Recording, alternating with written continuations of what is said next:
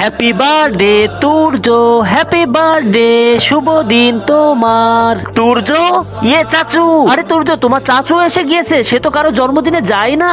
হ্যাঁ চাচু, আপনি কারোর বার্থডেতে কেন যান না? কারণ এটা করা একদমই ঠিক না। আরে মিয়া তুমি কি বলো, এখন তো স্মার্ট যুগ, এখন সবই সম্ভব হয়। ভাই আমি জামানা মানি না, আমি ইসলাম মানি, আর ইসলামে সম্পূর্ণ নিষেধ যে বার্থডে পালন করা হারাম। আমরা তো জানি না কি কারণে না যায়, এখন তুমি আমাদেরকে বলবে।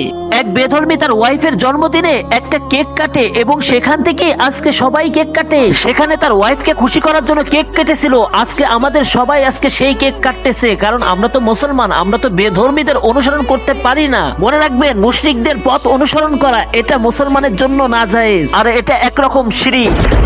আব্বু আমার এই জন্মদিন পালন করা লাগবে না। যেই জন্মদিন পালন করলে আল্লাহ খুশি হয় সে জন্মদিন আমি পালন করব না। মাশাআল্লাহ তুর্য, আমি আজকে গর্বিত যে তুমি আমার মন খুশি করে দিয়েছো। কমেন্টে আল্লাহু আকবার লিখো।